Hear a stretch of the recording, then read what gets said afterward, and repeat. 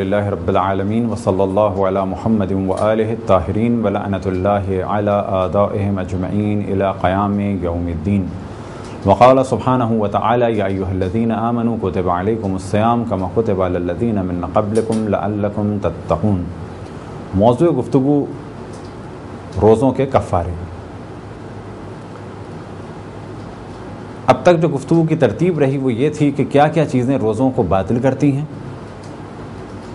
اور پھر اس کے بعد یہ گفتگو ہوئی کہ روزوں کو باطل کرنے والی چیزوں کے احکام، پھر اس کے بعد یہ گفتگو ہوئی کہ کہاں کفارہ اور قضا دونوں لازم ہیں اور کون سے کام ایسے ہیں کہ ان کو انجام دینے کے بعد فقط قضا ہے اور کفارہ نہیں ہے۔ اب گفتگو کا عنوان ہے روزوں کا کفارہ۔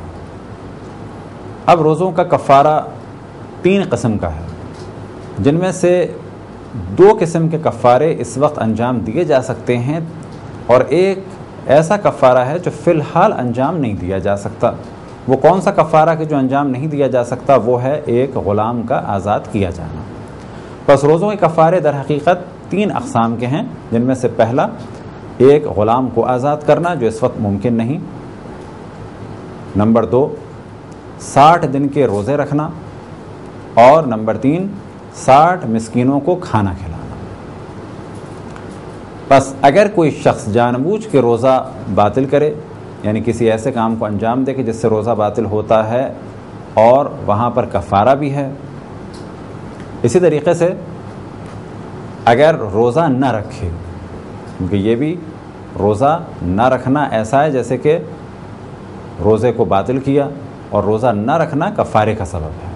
اب اگر کسی نے روزہ نہیں رکھا یا روزے کو باطل کیا تو اسے کفارہ دینا ہے۔ کفاروں میں سے ایک کفارہ اس کے لیے پاسبل نہیں ہے، بچے 2، یعنی یا 60 روزے رکھے یا 60 مسکینوں کو کھانا کھلائے۔ اب اگر یہ شخص ایسی عمر میں ہے کہ یہ روزے بھی نہیں رکھ سکتا اور مال کے اعتبار سے پریشان ہے، یعنی مالدار بھی نہیں ہے جو کفارہ دے سکے، تو ایسے شخص کے لیے یہ ہے کہ وہ کثرت سے اللہ سبحانہ و تعالیٰ کی بارگاہ میں استغفار کرے۔ البتہ اگر ایسا شخص مستطیع ہو جائے، یعنی اب یہ استطاعت رکھتا ہو کس چیز کی، یعنی یا یہ روزے رکھ سکتا ہو، پہلے نہیں رکھ سکتا تھا بیماری کی وجہ سے، اب رکھ سکتا ہے، پہلے کفارہ نہیں دے سکتا تھا غربت کی وجہ سے، اب دے سکتا ہے۔ بس جب بھی یہ روزے رکھنے کے قابل ہو جائے گا تو اس پر لازم ہے کہ کفارہ ادا کرے اپنے روزوں کا، روزوں کی صورت میں، اور اگر مال کے ذریعے سے یہ کفارہ دے سکتا ہے تو پھر ہر روزے کے بدلے 60 مسکینوں کو کھانا کھلائے، جس کی تفصیل انشاءاللہ بیان ہوگی۔ اب یہاں پر جیسا کہ پہلے توجہ دلائی کہ روزوں کے کفارے 3 قسموں کے ہیں، جن میں سے پہلی قسم یعنی ایک غلام کو آزاد کرنا، یہ اس وقت ممکن نہیں، کیونکہ اس وقت کنیزوں اور غلاموں کا سلسلہ نہیں ہے۔ اسلام کی توجہ اس امر کی جانب تھی، اور وہ زمانہ وہ تھا کہ جب کنیزوں اور غلاموں کا بہت زیادہ سلسلہ تھا۔ اسلام نے چاہا کہ یہ سلسلہ ختم ہو، لہٰذا بعض گناہوں کو انجام دینے کے بعد اللہ سبحانہ و تعالیٰ نے کفارے کے طور پر غلاموں اور کنیزوں کو آزاد کرنے کا ایک سلسلہ کیا۔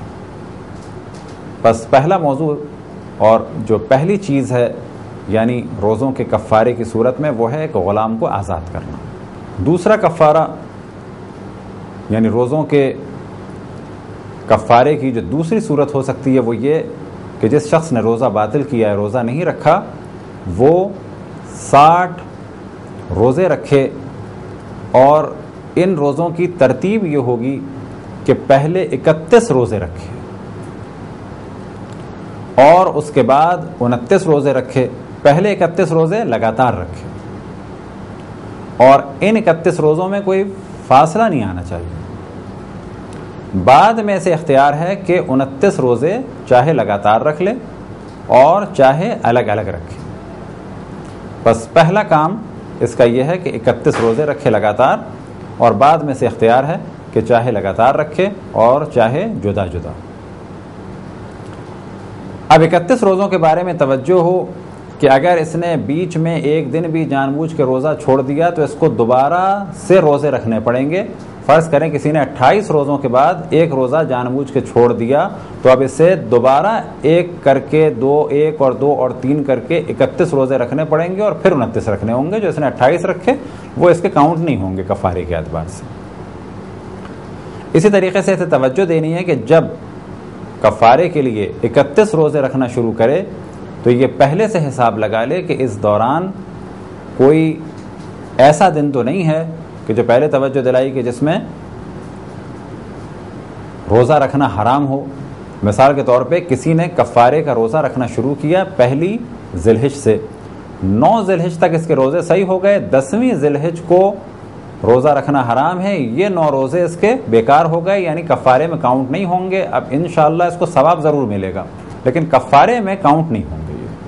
اسے 11 ذی الحج سے یا جب بھی چاہے دوبارہ روزے شروع کرنے ہوں گے. بس پہلا یہ کام اور یہ توجہ رہے کہ جب 31 روزے رکھنا چاہیں تو حساب لگا لیں کہ بیچ میں کوئی ایسا دن تو نہیں آ رہا کہ جب روزہ رکھنا حرام ہے، یا یہ کہ یقین اگر اسے ہے سفر پہ تو نہیں جانا، اگر پہلے سے پتہ ہے تو پھر روزے نہ رکھیں. اسی طریقے سے فرض کریں کسی نے منت مانی تھی 28 رجب کو 27 رجب کو روزہ رکھنے کی، بس یہ اگر پہلی رجب سے کفارے کے روزے رکھے تو 27 رجب کو، کیونکہ یہ منت مان چکا تھا اور یہ ایک واجب روزہ تھا اس پہ رکھنا، اور اس دن کفارے کا روزہ رکھنا اس کے لیے جائز نہیں ہے کیونکہ یہ پہلے سے منت مان چکا ہے 28 رجب کے روزے کی یا 27 رجب کے روزے کی. تو یہ حساب لگانا ہے کہ آیا جب میں 31 دن روزے رکھ رہا ہوں تو کوئی ایسا دن تو نہیں آ رہا کہ جس میں روزہ رکھنا حرام ہو، یا جس میں میرا کوئی اور واجب روزہ ہے کہ جو مجھے رکھنا ہے، یا ایسا کوئی یقینی سفر آ رہا ہو. اب اگر یہ سب کچھ ہوا تو کیا کرنا ہے؟ دوبارہ روزے رکھنا. لیکن فرض کریں کہ کسی نے 31 روزے شروع کیے اور بیچ میں اچانک سفر آ گیا، اچانک خط آیا یا فون آیا کہ جی والد کی طبیعت شدید خراب ہے اور تمہیں پہنچنا ہے. یہ سفر اس کا مجبوری کا تھا. اب یہ سفر پہ جائے گا. 20 روزے اس نے رکھے تھے، 21ویں روزے سے یہ سفر پہ چلا گیا تو یہ 20 روزے اس کے کاؤنٹ ہوں گے کیونکہ اسے پہلے سے علم نہیں تھا. مجبوری کے عالم میں یہ ہوا. اب باقی روزے 11 روزے یہ آ کے رکھے گا اور باقی 29 روزے پھر بعد میں چاہے ترتیب سے رکھے چاہے الگ الگ رکھے. اسی طرح سے اگر کسی خاتون نے 31 روزے شروع کیے تو بلا شک ایک پرابلم ان کے ساتھ آئے گا ماہانہ کہ جس میں روزے رکھنا حرام ہو جائیں گے. تو خواتین کے لیے چھوٹ ہے کہ حیض یا نفاذ میں یہ روزے نہ رکھیں اور جتنے روزے ہیں ان کے وہ کاؤنٹ ہوں گے، اور طہارت کے بعد دوبارہ روزے رکھنا شروع کریں اور جب یہ 31 ہو جائیں گے تو یہ 31 مانے جائیں گے، بعد میں 29 اور رکھیں. لیکن جیسے ہی حیض ختم ہوگا، جیسے ہی نفاس ختم ہوگا، ان کو دوبارہ روزے شروع کرنے ہوں گے. اسی طریقے سے جیسے ہی وہ شخص سفر سے واپس آئے گا تو اس کو دوبارہ روزے شروع کرنے ہوں گے. کفارے کی تیسری قسم، یعنی اگر کوئی ماہ رمضان کے روزے کا کفارہ ادا کرنا چاہے تو اس کی 3 صورتیں ہیں. تیسری قسم کیا ہے کہ 60 مسکینوں کو کھانا کھلائے. اب اگر کوئی 60 مسکینوں کو کھانا کھلانا چاہے تو یہاں پر مختلف سوال ابھرتے ہیں ذہن میں کہ یہ 60 مسکین الگ الگ ہوں یا 15 مسکینوں کو 4 دفعہ کھلا دیں، یا یہ کہ 30 مسکینوں کو 2 دفعہ کھلا دیں. تو جواب یہ ہے کہ 15 کو 4 دفعہ کھلائیں گے تو بھی 15 کاؤنٹ ہوں گے، اور 30 کو 2 دفعہ کھلائیں گے تو 30 کاؤنٹ ہوں گے. ایک روزے کے بدلے 60 مسکینوں کو کھانا کھلانا ہے، اطعام کرنا ہے 60 فقراء کو، یعنی 60 فقراء کو ایک روزے کے بدلے. اب یہاں پہ سوال پیدا ہوتا ہے کہ 60 فقراء کو ہم کھانا کھلانے کے بجائے پیسے دے دیں، کیا یہ عمل صحیح ہے؟ تو جواب دیا جائے گا کہ یہ عمل صحیح بھی ہو سکتا ہے اور غلط بھی ہو سکتا ہے. 2 صورتیں ہیں. اگر یہ فقراء ایسے ہیں کہ ان کے بارے میں ہمیں یقین ہے دیندار ہیں اور مسئلے مسائل کو جانتے ہیں، فرض کریں کہ ہم نے ہر شخص کو بجائے کھانا کھلانے کے 50 یا 100 روپے دیے اور کہا کہ اس سے تمہیں ایک وقت کا پیٹ بھر کے کھانا کھانا ہے.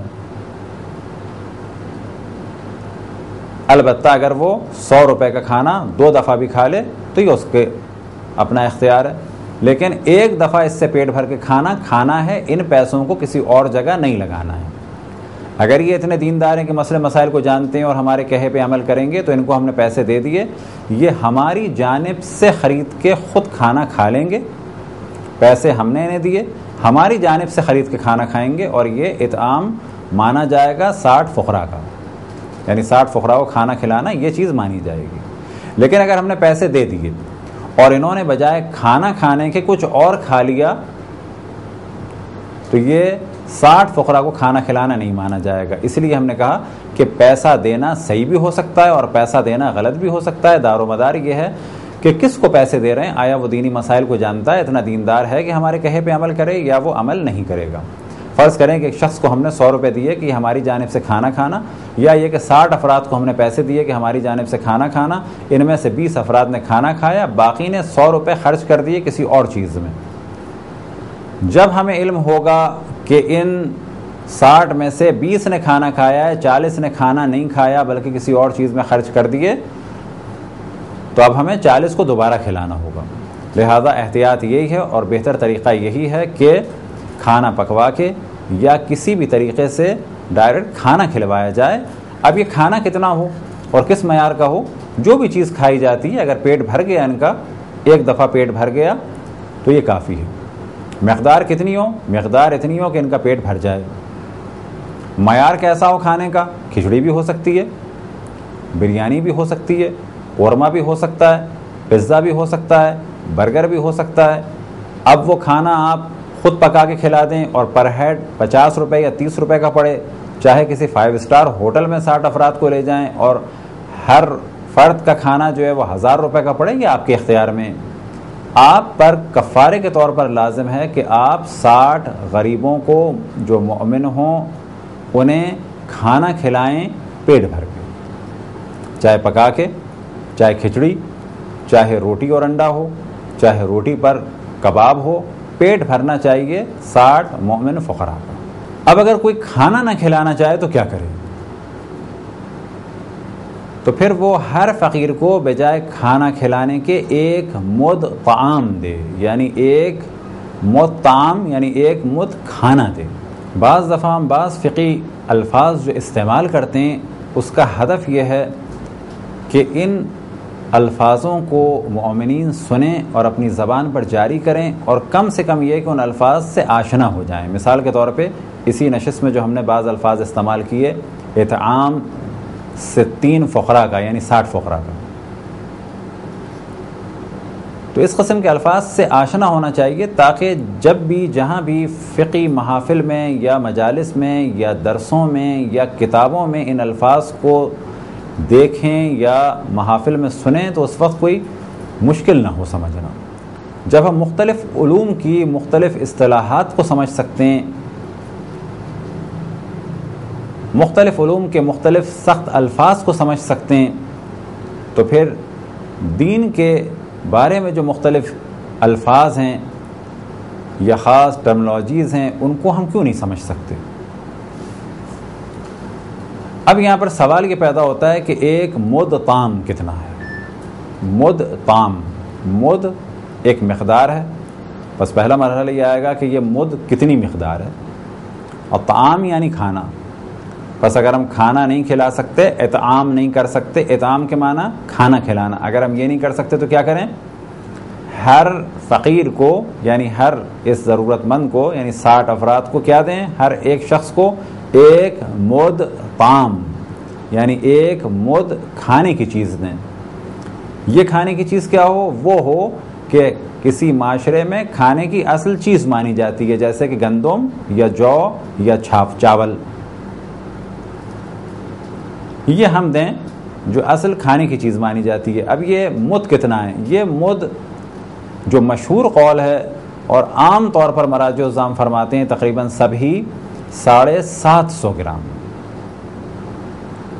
تقریباً 3 پاؤ سے مختصر سا زیادہ، کیونکہ 1000 گرام زیادہ ہیں بنسبت ایک سیر کے، تقریباً 3 پاؤ سے تھوڑا سا زیادہ، اور اگر آج کل کے جدید وزن کے حساب سے گفتگو کی جائے تو 750 گرام، اکثر مراجع کا یہی فتویٰ ہے۔ لیکن اس موضوع میں حضرت آیت اللہ العظمیٰ سید شبیری زنجانی فرماتے ہیں کہ 900 گرام دیں. وہ اس میں احتیاط فرماتے ہیں کہ 750 گرام نہیں بلکہ 900 گرام دیں. یعنی باقی مراجع فرماتے ہیں 750 گرام، یہ 150 گرام، اوپر فرماتے ہیں 900 گرام. اب یہاں پہ سوال کیا جا سکتا ہے کسی کے حالات صحیح ہیں، فرض کریں کہ وہ 60 مسکینوں کو آٹا دینا چاہتا ہے، کیا ضروری ہے کہ وہ 750 گرام دے، یا اگر وہ آیت اللہ العظمیٰ موسیٰ شبیری زنجانی کا مقلد ہے تو 900 گرام دے، اس سے اوپر نہ ہو؟ تو جواب یہ ہے کہ 750 سے کم نہ ہو، اور جو مقلد ہے آغا زنجانی کا وہ 900 گرام سے کم نہ دے. لیکن اگر زیادہ دینا چاہے قربتاً الی اللہ تو جتنا زیادہ دے اتنا بہتر ہے. مثال کے طور پہ ایک شخص 750 گرام بھی دے سکتا ہے ہر فقیر کو، 60 فقیروں کو، اور وہ کہتا ہے کہ اگر میں 1 کلو بھی دے دوں تو میرے لیے کوئی فرق نہیں پڑتا. اب وہ 1 کلو کی 60 تھیلیاں یا پیکٹ بنواتا ہے اور ہر فقیر کو 1 کلو کا یہ تھیلا دے دیتا ہے. تو کیا یہ عمل یعنی زیادہ دینا جائز ہے؟ قطعاً جائز ہے. اب ایک احتیاط یہ کی جاتی ہے کہ جو بھی آپ کھانا دیں وہ ایک ہی قسم کا دیں، نہ یہ کہ مثال کے طور پہ 1 پاؤ کر کے آپ نے 4 قسم کی چیزیں دے دیں، 1 پاؤ گندم، 1 پاؤ جو، 1 پاؤ پسا ہوا آٹا اور 1 پاؤ فرض کریں کہ چاول. اگر دیں تو ایک ہی چیز دیں. اسی طریقے سے ایک کو کم سے کم 750 گرام دیں، نہ کہ 2 افراد کو تقسیم کر دیا. فرض کریں ایک کو آپ نے دے دیا آدھا اور ایک کو دے دیا آدھا، کہا جائے گا نا. کم سے کم 750 گرام کھانے کی چیز جو اصل میں کھانے کی چیز ہے جیسے کہ گندم یا جو یا چاول، یہ ایک فقیر کو دیں.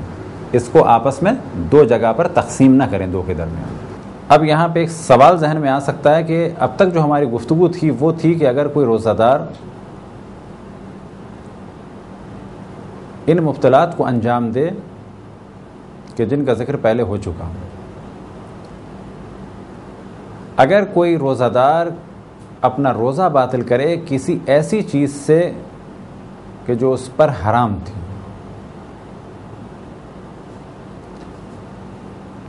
تو یہاں سے مسئلہ 2 حصوں میں تقسیم ہو جاتا ہے. روزہ باطل کرنا ان چیزوں سے کہ جن کا ذکر ہوا وہ 2 قسم کی ہیں، البتہ ان میں سے بعض، مثال کے طور پہ کھانا یا پینا. اب یہاں پہ سوال یہ پیدا ہوتا ہے کہ اگر حرام چیز سے روزہ باطل کیا جائے تو اس جانب میں توجہ دلائیں کہ مفطرات صوم یعنی صوم کو باطل کرنے والی چیزیں ان میں سے بعض ایسی ہیں کہ حلال ہیں در حقیقت لیکن روزے میں حرام ہے، جیسے کہ کھانا یا پینا کسی حلال چیز کا. اگر کسی نے حلال چیز کھائی، فرض کریں کہ عام پاک اور پاکیزہ کھانا کھایا، تو اس کا روزہ باطل ہے، قضا بھی لازم ہے اور کفارہ بھی دینا ہوگا. لیکن اگر کھانے یا پینے کے ذریعے سے اس نے اپنا روزہ باطل کیا لیکن یہ کھانا اور پینا حرام تھا، مثال کے طور پہ اس نے شراب پی کے روزہ باطل کیا، یا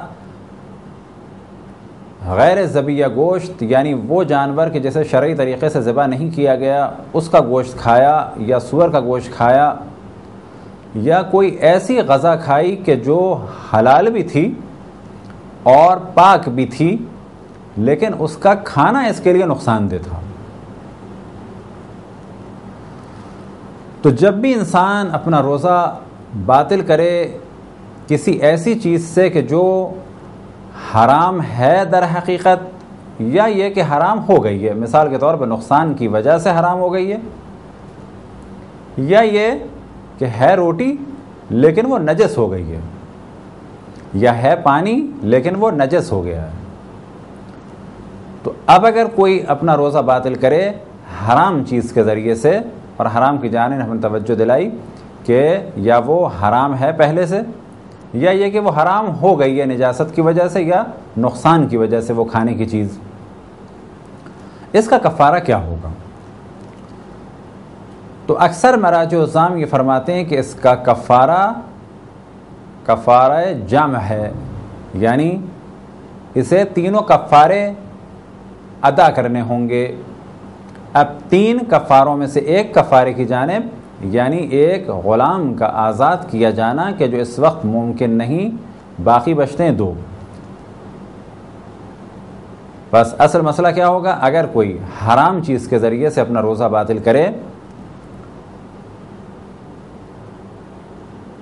تو اسے آج کے زمانے میں 2 کفارے دینے،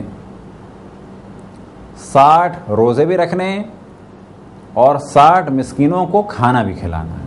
لیکن آغا سستانی یہ فرماتے ہیں کہ بہتر ہے کہ یہ 2 کفارے دے، یا بالفاظ دیگر بہتر ہے کہ یہ 3 کفارے دے۔ لیکن پھر ہم توجہ دلائیں کہ 2 کے لیے ہم نے کیوں کہا کہ تیسرا کفارہ یعنی غلام آزاد کرنا تو اس وقت پاسبل ہی نہیں ہے، تو وہ فرماتے ہیں بہتر ہے، لیکن 1 کفارہ تو ہر صورت میں واجب ہوگا۔ اگر کوئی شخص خدا، رسول اور ائمہ علیہ السلام کی جانب جھوٹی نسبت دے تو اس مسئلے میں بھی امام خمینی، آغا خوئی اور بعض آج کل کے مراجع فرماتے ہیں کہ اسے کفارۃ الجمع یعنی تینوں کفارے دینے، اور پھر یہاں پر توجہ دلائیں کہ جب بھی کہا جاتا ہے تینوں کفارے تو ان میں سے 1 کفارہ تو اس وقت ممکن ہی نہیں ہے، باقی بچے 2۔ لیکن آغا سستانی فرماتے ہیں کہ یہ بہتر ہے، لیکن آغا مکارم، آغا زنجانی فرماتے ہیں کہ 1 ہی کفارہ دینا ہے، اور اسی طرح سے آغا سستانی بھی فرماتے ہیں کہ 1 کفارہ دینا ہے، لیکن بہتر ہے کہ باقی کفاروں کو بھی ادا کیا جائے۔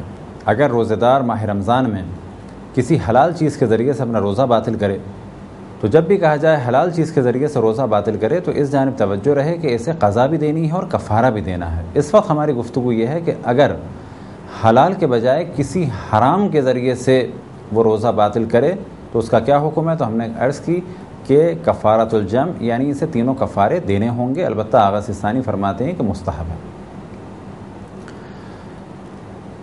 اب یہاں پر ایک اور تصور کیا جا سکتا ہے، اور وہ یہ کہ اگر کوئی شخص اپنا روزہ حلال چیز کے ذریعے سے باطل کرے، مثال کے طور پہ پاک پانی کے ذریعے سے۔ پاک پانی کی مثال ہم نے کیوں دی؟ کہ اگر پاک پانی کے ذریعے سے روزہ باطل کرے گا تو اس کا الگ حکم ہے، لیکن اگر نجس پانی کے ذریعے سے روزہ باطل کرے گا تو کفارۃ الجمع ہوگا۔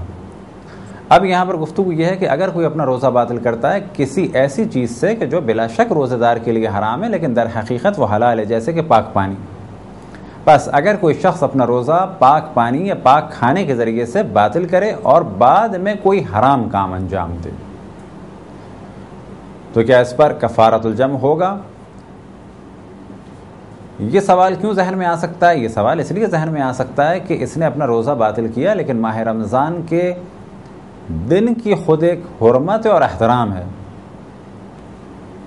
بس اگر کسی نے اپنا روزہ حلال چیز کے ذریعے سے باطل کیا، بعد میں اس نے کوئی حرام کام انجام دیا، تو تقریباً سبھی مراجع فرماتے ہیں کہ اس پر 1 ہی کفارہ ہوگا۔ لیکن آغا مکارم شرازی فرماتے ہیں کہ بنا بر احتیاط واجب 3 کفارے ادا کرے، البتہ جب بھی 3 کفاروں کا ذکر ہو تو یہ اس جانب توجہ رہے کہ فی الحال 2 کفارے واجب ہیں، تیسرا کفارہ یعنی غلام آزاد کرانا اس وقت میسر نہیں ہے، اس وقت ممکن نہیں ہے۔ اگر کوئی شخص ماہ رمضان میں ڈکار لے، ڈکار لینا بلا شک جائز ہے، لیکن ڈکار میں بعض دفعہ پیٹ سے ایک چیز منہ تک آ جاتی ہے۔ اب اگر یہ خود بخود واپس چلی گئی تو نہ قضا ہے اور نہ ہی کفارہ ہے، لیکن اگر یہ چیز منہ میں آ گئی تو لازم ہے کہ اس کو تھوک دیا جائے اگر اختیار ہے، لیکن اگر منہ میں آنے کے بعد بھی اختیار نہیں رہا اور واپس چلی گئی تو نہ قضا ہے نہ کفارہ۔ لیکن فرض یہ کریں کہ منہ میں آئی، جب ہم نے ڈکار لی تو کچھ چیز منہ میں آ گئی پیٹ سے نکل کے، اور جان بوجھ کے ہم اسے واپس اندر لے گئے، تو اگر کوئی جان بوجھ کے واپس لے گیا اس چیز کو تو اس پہ قضا بھی لازم ہے اور کفارہ بھی لازم ہے۔ لیکن اگر وہ چیز نجس تھی، مثال کے طور پہ ڈکار آئی اور ہمیں یہ علم ہے کہ اس ڈکار کے ساتھ ساتھ خون بھی تھا، اگر اس خون کو ہم اندر لے گئے تو یہاں پر کہا جائے گا کہ اس شخص نے حرام چیز کے ذریعے یعنی خون اندر لے جانے کے ذریعے سے اپنا روزہ باطل کیا، پر بس اس پر بھی اکثر مراجع کے نزدیک 3 کفارے واجب ہیں، لیکن جیسا کہ پہلے توجہ دلائی کہ آیت اللہ عظمی سستانی فرماتے ہیں کہ بہتر ہے کہ 3 کفارے ادا کیے جائیں۔ اگر کوئی شخص کسی ایسے شخص کے کہنے پر کہ جس کی بات پر بہت زیادہ اطمینان نہیں کیا جا سکتا اور نہ ہی اعتماد کیا جا سکتا ہے، اس کے کہے پر روزہ کھول لے، فرض کریں کہ ایسا شخص کہ بہت زیادہ وہ مسئلے مسائل سے بھی آشنا نہیں ہے اور اس کے قول کا بھی زیادہ معلوم نہیں ہے، یا یہ کہ اس کے قول پر اعتماد نہیں کیا جا سکتا اور وقت سے بھی وہ آشنائی نہیں رکھتا، بس ایسا فرد کہ جس کی بات پر عمل کرنا خود ہم مناسب نہیں سمجھتے اور اس کے قول پر مغرب سمجھتے ہوئے روزہ اگر افطار کر لیں، مثال کے طور پر اس نے کہہ دیا کہ مغرب ہو گئی، لیکن کیسا فرد؟ ایسا فرد کہ جس کے قول پر بہت زیادہ اعتماد نہیں کیا جا سکتا، اگر ہم نے کچھ کھا لیا یا پی لیا تو ہمیں قضا بھی دینی ہے اور ساتھ میں کفارہ بھی دینا ہے، کیونکہ اس کا قول معتبر نہیں تھا، ہمارے نزدیک وہ شخص معتبر نہیں تھا۔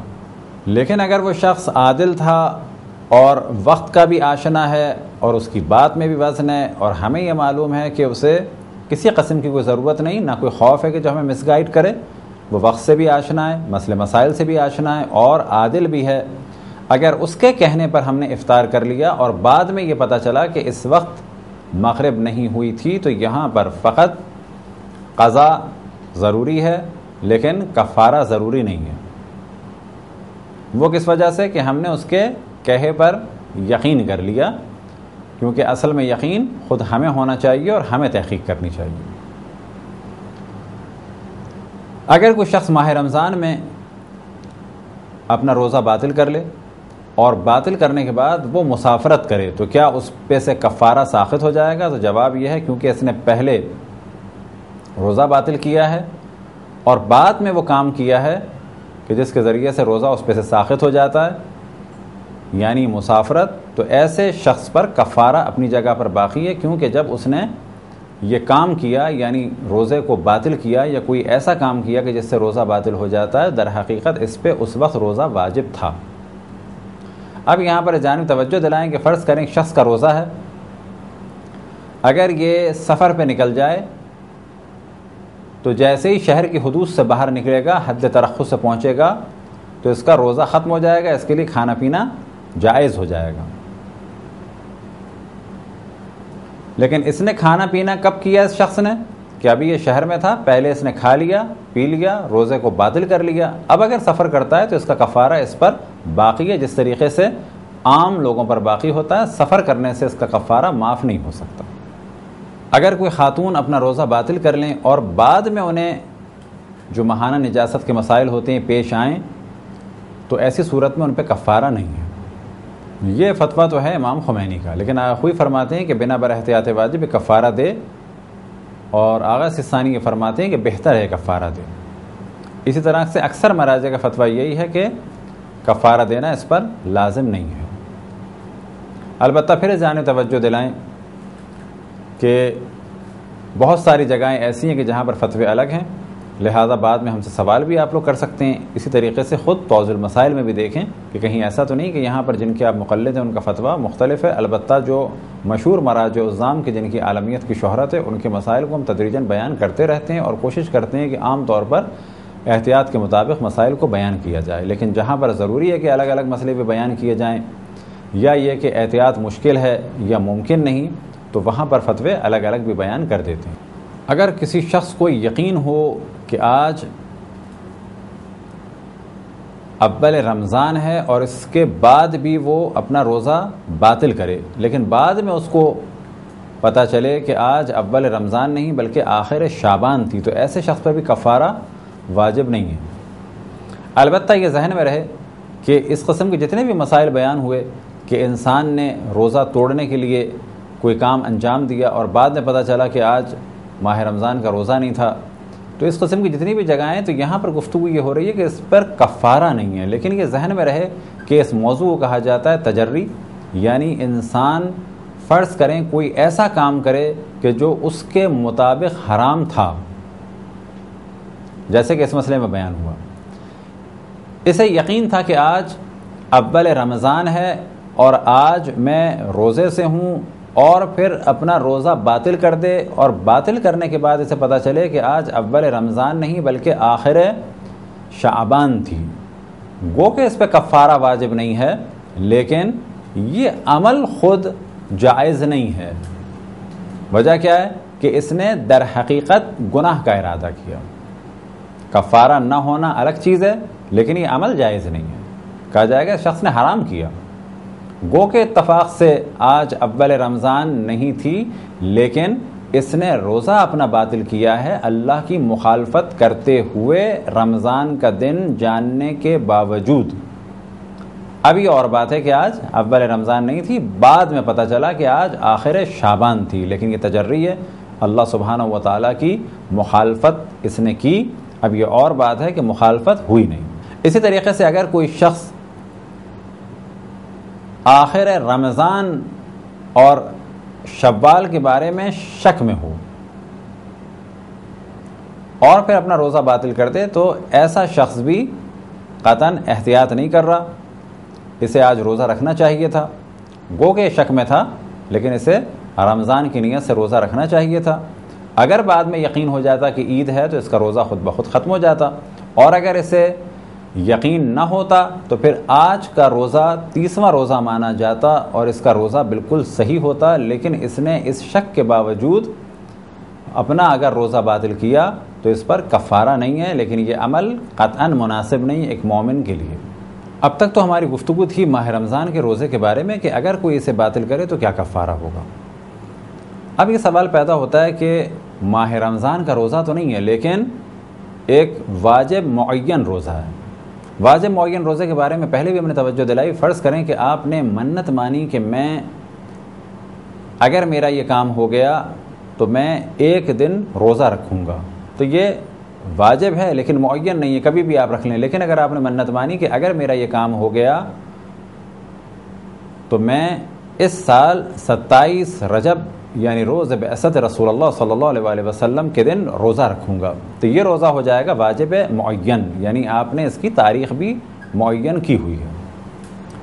تو جو مسائل کفارے کے ماہ رمضان کے روزے کے بارے میں ہیں، یعنی اگر کوئی ماہ رمضان کا روزہ باطل کرے تو اس پہ قضا بھی ہے اور کفارہ بھی ہے. بالکل اسی طرح سے اگر کوئی واجب معین روزے کو باطل کرے تو اس پر قضا بھی ہے اور کفارہ بھی ہے.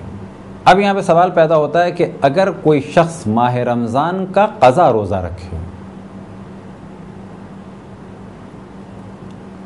تو کیا وہ اپنے روزے کو باطل کر سکتا ہے؟ فرض کریں ایک شخص نے ماہ رمضان کا قضا روزہ آج رکھا، تو ظہر سے پہلے تو یہ اپنا روزہ اگر توڑ دے تو اس پر کوئی حرج نہیں، کوئی کفارہ نہیں. لیکن اگر ظہر کے بعد، اور پہلے بھی ہم نے توجہ دلائی کہ ظہر سے مراد مسائل فقہی میں محلے کی اذان نہیں ہے، بلکہ ظہر سے مراد جب سورج نکلتا ہے اور جب انتہائی بلندی پہ پہنچنے کے بعد دوبارہ جھکنا شروع ہوتا ہے، یعنی زوال کی جانب آتا ہے، تو یہ ہوتا ہے زوال. اور اس زوال کو ہی کہا جاتا ہے کہ یہ وقت ہے اول ظہر کا. تو جیسے ہی سورج کو زوال ہو اس کے بعد اگر روزے کو کسی نے اپنے باطل کیا، کون سا روزہ؟ ماہ رمضان کا قضا روزہ، تو ایسے شخص کے لیے ظہر سے پہلے روزہ باطل کرنا جائز تھا جس کا ماہ رمضان قضا روزہ ہے، لیکن ظہر کے بعد روزہ باطل کرنا حرام ہے، اور اسے یا 10 مسکینوں کو کھانا کھلانا ہوگا کفارے کے طور پر، یا 3 دن لگاتار روزے رکھنے ہوں گے. ایک سوال یہ ذہن میں آ سکتا ہے کہ کیا اگلے ماہ رمضان سے پہلے کفارہ ادا کرنا واجب ہے؟ تو جواب یہ ہے کہ اگلے ماہ رمضان سے پہلے کفارہ ادا کرنا بہتر ہے لیکن واجب نہیں ہے. یعنی جتنی جلدی کی جائے کفارہ ادا کرنا میں اتنا بہتر ہے. اسی طریقے سے سوال یہ پیدا ہو سکتا ہے کہ اگر لیٹ کیا جائے تو کیا کفارہ بڑھ جائے گا؟ تو جواب یہ ہے کہ کتنے ہی سال آپ لیٹ کر دیں کفارہ اتنا ہی رہے گا، اور پھر اس جانب توجہ دلائیں کہ جتنی جلدی ادا کیا جائے اتنا بہتر ہے۔